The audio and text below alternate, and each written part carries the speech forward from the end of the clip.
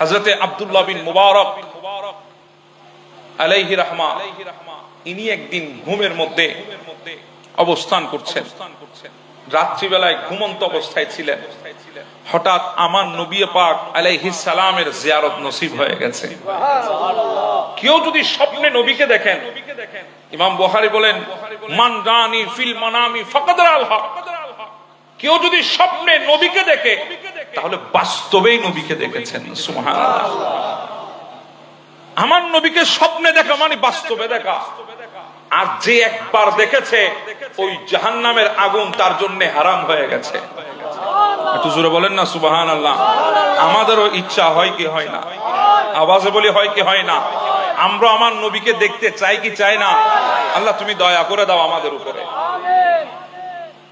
উনি ঘুমন্ত অবস্থায় দেখেছেন আমার নবী পাক আলাইহিস সালামের জিয়ারত। আমার নবী এসে বলছেন, আব্দুল্লাহ বিন মুবারক, তোমাকে একটু কষ্ট করে ইরাকে যেতে হবে, বাগদাদের শহরে তোমাকে যেতে হবে।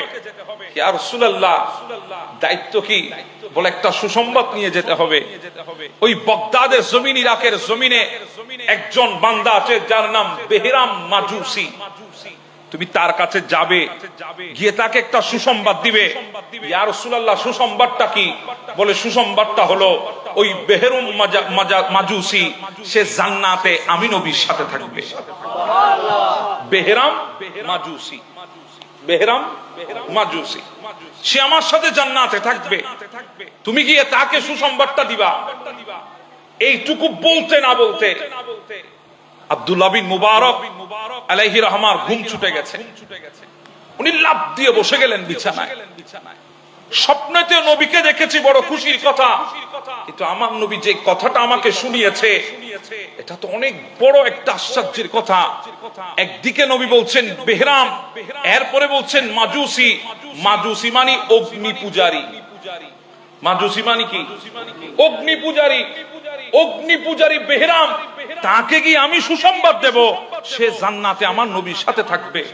এটা এত বড় রহস্যময় কথা আমার নবী আমাকে শুনিয়েছেন, আমি তো কিছু বুঝতে পারছি না। একদিকে বলছেন কাফের মাজুসি, আর একদিকে বলছেন জান্নাতে আমার সাথে থাকবে। কথা কি বুঝতেছেন আমার কথা? একটু আমার দিকে তাকান। একদিকে বলছেন মাজুসি অগ্নি পূজারী, আর একদিকে বলছেন আমি নবীর সাথে জান্নাতে থাকবে। বলেন এটা কি চারটিখানি কথা? জি বলেন না। মুসলমান হইলেও মোটামুটি চিন্তা করতাম না মুসলমান, সেজন্য নবীর সাথে জান্নাতে যাবে। এখানে অগ্নি পূজারী, বিধর্মী, কাফের, মুশরিক, আর আমার নবী বলছেন সে নবীর সাথে জান্নাতে থাকবে। একদিকে মাজুসিও বলছে, আর একদিকে নবীর সাথে জান্নাতে থাকবে, এমনটাও নবী বলছেন। যাই হোক, যেহেতু আমার নবী আমাকে আদেশ করেছেন, আমাকে তো পালন করতেই হবে। আমি যাব ইরাকের জমিনে। এদিকে আব্দুল্লাহ বিন মুবারক যখন ইরাকে যাচ্ছেন, এই খবর যখন ইরাকের যারা আহলে ইলম আছে, কারণ সবাই তো আব্দুল্লাহ বিন মুবারককে চিনবে না, যারা ইলমে হাদিসের জ্ঞান আহরণকারী আহলে ইলম যারা, তারা একমাত্র আব্দুল্লাহ বিন মুবারককে চিনবে, কারণ ইনি আমিরুল মুমিনিন ফিল হাদিস। ইনার আগমনের কথা যখন ইরাকে ছড়িয়ে পড়েছে, সবার মধ্যে আহলে ইলম যারা আছে তাদের মধ্যে একটা আনন্দের জোয়ার দেখা দিয়েছে। তারা সবাই অপেক্ষা করে বসে আছে, আব্দুল্লাহ বিন মুবারক আসতেছে, ওনাকে ইস্তেকবাল করবেন, ওনার তশরিফ আওয়ারিকে স্বাগতম জানাবেন। সবাই অপেক্ষা করে বসে আছে। আর আব্দুল্লাহ বিন মুবারক তিনি গেলেন ইরাকের জমিনে তশরিফ নিয়ে। ওনাকে সবাই দেখার পরে আহলান সাহলান মারহাবা ইয়া হুজুর, ইয়া আমিরুল মুমিনিন ফিল হাদিস, আপনার তশরিফ আওয়ারিকে আমরা স্বাগতম জানাচ্ছি। আপনি এসেছেন আমাদের কাছে, হুজুর আসেন আপনাকে আমরা মেহমানদারি করব। আব্দুল্লাহ বিন মুবারক বলে, থামো, আমি তোমাদের মেহমান পরে হব, আগে আমাকে বলো এই ইরাকে বেহরাম মাজুসি নামে একজন বান্দা আছে, সে কোথায় থাকে, তার ঠিকানা কি, তার বাড়ি কোথায়, আমাকে একটু তার কাছে নিয়ে যাও। সবাই বিচলিত হয়ে গেলেন, কিরে আব্দুল্লাহ বিন মুবারক এত বড় ইলমে হাদিসের দুনিয়ার এক নক্ষত্রের নাম, উনি আমাদেরকে এসে বলছেন একজন কাফেরের কথা, অগ্নি পূজারীর কথা, অথচ ইনি তো আমাদেরকে বলা দরকার ছিল আব্দুল্লাহর বাড়ি কোথায়, আব্দুর রহমানের বাড়ি কোথায়, কিংবা অমুক আলেমের বাড়ি কোথায়, সেটা না বলে অগ্নি পূজারীর বাড়ি খুঁজতেছে। এই দৃশ্যটা, এই কথাটা শুনে তারা সবাই অবাক হয়ে তাকিয়ে আছেন। যাই হোক, বড় বুজুর্গ, বড় আলেম বলে যখন দিয়েছে নিয়ে যেতে হবে, নিয়ে গেলেন বেহরাম মাজুসির কাছে। বলে হুজুর চিনি ওনাকে, অনেক বড় তাজের, এই ইরাকের জমিনে অনেক বড় কাপড়ের দোকান তার আছে। বলে কোথায় আছে, একটু আমাকে নিয়ে যাবা? বলে হ্যাঁ হুজুর চলেন আপনাকে নিয়ে যায়। গেলেন তার দোকানে, বিরাট তেজারত চলতেছে, তার বিরাট ব্যবসায়ী দোকান। গিয়ে বলেন এই বেহরাম, আমাদের মুসলমানদের একজন বড় আলেম এসেছে, আব্দুল্লাহ বিন মোবারক, তোমার সাথে সাক্ষাৎ করতে। বলে ঠিক আছে, হুজুরকে একটু বসাও, আমার একটু কাজ আছে, আমি কাজটা ছেড়ে তাড়াতাড়ি আসতেছি। বসানো হলো, উনিও কাজটা তাড়াতাড়ি ছেড়ে ছুড়ে আসলেন। এসে বলে হুজুর বসিয়ে রাখার জন্য আমাকে মাফ করবেন, আসেন আমার সাথে ভেতরে, খাস কামরার মধ্যে নিয়ে যায়, তবে আপনি আর আমি যাব, তৃতীয় আর কাউকে সাথে নেব না। নিয়ে গেলেন ভেতরে, সবাই বাহিরে অপেক্ষা করছে, ঘরের দরজা বন্ধ করলেন। বলেন হুজুর এবার কেন এসেছেন? বলে বেহরাম একবার আমাকে বলো, তুমি তুমি কি মুসলমান হয়েছো? বলে না, আমি মুসলমান হই নাই, এখনো কলমা পড়ি নাই। বলে এবার আমাকে তুমি বলো, তুমি এমন কি কাজটা করেছো, আমার নবীর নবুয়তের অন্তর জয় করে দিয়েছো, আর আমার নবী তোমার জন্য সুসংবাদ পাঠিয়েছে, তুমি নাকি জান্নাতে আমার নবীর সাথে থাকবে। বেহরাম বলে হুজুর আমি তো একদম তাজের মানুষ, আমি মানুষকে দান খয়রাত করি, মনে হয় কোনো একটা কিছু আল্লাহর পেয়ারা মাহবুব পছন্দ করেছে, এজন্য বুঝি আমাকে জান্নাতের সুসংবাদ দিয়েছে। বলে না না না না, এত ছোট বিষয়ের জন্য আমার নবী কখনো এত বড় পুরস্কার দেবে না। তুমি কলমা পড়ো নাই, অগ্নি পূজারী, তুমি কিভাবে জান্নাতে যাবে? এটা তো স্বপ্নেও চিন্তা করা যায় না। আমার নবী কিভাবে বললো? তুমি আমাকে একটু রহস্য বলবা, রহস্যটুকু উদ্ঘাটন করে দিবা, না হলে আমি পেরেশান হয়ে যাচ্ছি। তখন বেহরাম বলে হুজুর ঠিক আছে বলবো, কিন্তু কাউকে বলতে পারবেন না, আমাকে ওয়াদা করেন। সুবহানাল্লাহ। হুজুর আমি বলবো, কিন্তু কাউকে বলা যাবে না, ওয়াদা করেন। বলে হ্যাঁ ওয়াদা করলাম, সাময়িক, যদি দ্বীনের খাতিরে যদি প্রয়োজন হয় আমি আব্দুল্লাহ বিন মুবারক প্রকাশ করে দেব। বলে হুজুর আমার ছেলের বিয়ে ছিল, আমার একটা মাত্র ছেলে, বিরাট ইন্তজাম করেছি, সকাল থেকে রাত পর্যন্ত খাওয়াইছি, উন্মুক্ত ছিল খাবার, কোনো গণনা ছিল না যে আসবে সে খাবে, নির্ধারিত কোন ধর্মের কেউ ছিল না, যেই ধর্মের হোক আসবে আর খাবে, উন্মুক্ত ছিল, সবাই এসে খেয়েছে। রাত গভীর হয়েছে, জিজ্ঞাসা করেছিলাম খাদেমদেরকে খানা পিনা আর আছে? বলে হ্যাঁ হুজুর কিছু খানা এখনো আছে। তোমরা খেয়েছো? বলে না। খেয়ে নাও, যেগুলো আছে ওগুলা প্যাকেট স্যাকেট করে নষ্ট না হয় মতো রেখে দাও। আমার খাদেমরা খেয়ে দিয়ে যা আছে সবগুলা প্যাকেট করে রেখে দিয়েছে। বললাম যাও তোমরা ঘুমিয়ে যাও, আমিও ঘুমাতে যাই, সারাদিন ক্লান্ত শরীর। হুজুর আমিও ঘুমাতে গেলাম, চেরাগ বাতিটা নিভিয়েছি মাত্র, ঘুমের বিছানায় শুয়েছি মাত্র, হঠাৎ করে ঘরের দরজার মধ্যে কে আঘাত করে। বিরক্ত হলাম আমি, বিরক্ত, এতক্ষণ দরজা খোলা ছিল কেউ আসে নাই, এখন ঘুমাতে আসার সাথে সাথে দরজায় আঘাত করেছে। আমরা হলে কি করতাম? বলেন না, আমরা হলে কি করতাম? হুজুর আমার বিরক্ত লেগেছে, খাদেমদেরকে ডাকবো না, তারা তো সারাদিন অনেক কষ্ট করেছে, এতক্ষণে ঘুমিয়েছে মনে হয়। যাই হোক আমি গিয়ে দরজাটা খুলি, দেখি কে।